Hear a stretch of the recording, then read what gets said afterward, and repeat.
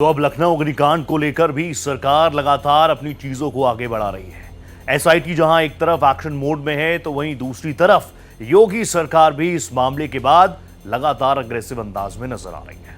आपको याद होगा 22 जून 2026 जब लखनऊ के अलीगंज में भीषण अग्निकांड हुआ, 15 बच्चों की जान चली गई। प्रशासन ने इस मामले में बड़ी प्रशासनिक और कानूनी कार्रवाई शुरू कर दी है। यूपी सरकार ने इस हादसे की पूरी विस्तृत रिपोर्ट पीएमओ को भेज दी है।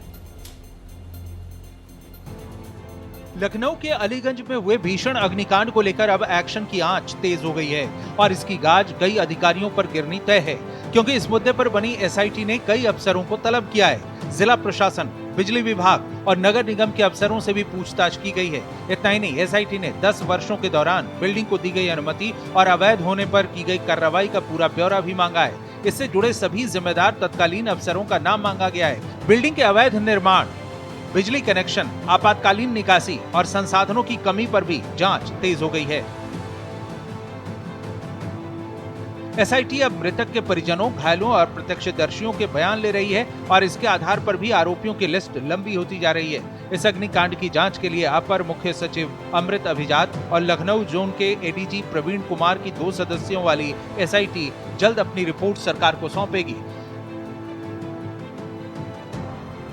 उधर खबर है कि अलीगंज अलीकांड मामले में एलडीसी के वीसी ने बड़ी कार्रवाई की सिफारिश की है। 6 पीसीएस अफसरों को भी दोषी ठहराया गया है। कार्रवाई के लिए उनका नाम भी शासन को भेज दिया गया है, क्योंकि एलडीए की जांच पड़ताल में 6 पीसीएस अफसरों पर भी आरोप सामने आए हैं।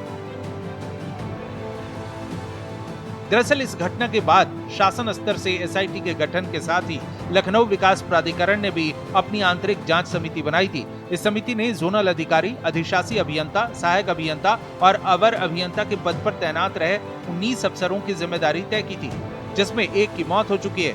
अब जिन 6 पीसीएस अफसरों को जिम्मेदार ठहराया गया है, उनका अलग अलग समय में अलीगंज क्षेत्र का कार्यभार रहा है।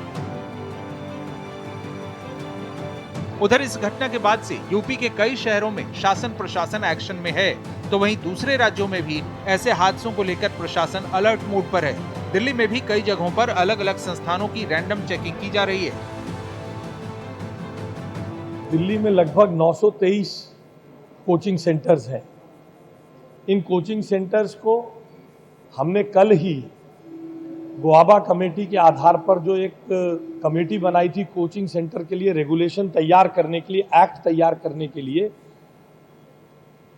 उसकी बैठक बुलाकर नगर निगम को नोडल एजेंसी बनाते हुए सभी कोचिंग सेंटर्स की फायर ऑडिट, बिल्डिंग सेफ्टी की जांच करना, इसके संदर्भ में ऑर्डर दिए हैं और नगर निगम को नोडल एजेंसी बनाते हुए सभी एजेंसीज को उनके साथ अगले 1 महीने में इन 924 कोचिंग सेंटर को चेक करके जिनके पास फायर के पूरे नॉर्म्स पूरे नहीं करते, जहां पर बिल्डिंग की सेफ्टी का खतरा है, इन सब के आधार पर उनको सील करना, नोटिस देना, उन पे कार्रवाई करना, ताकि हमारी अगली पीढ़ी सुरक्षित रहे। सवाल है, ऐसी सतर्कता किसी हादसे के बाद ही क्यों होती है, या ऐसी जांच की जरूरत ही क्यों पड़ती है? अगर लगातार नियमों का पालन हो तो लखनऊ अग्निकांड जैसे हादसे जल्द सामने नहीं आएंगे। Bureau report, Bharat express.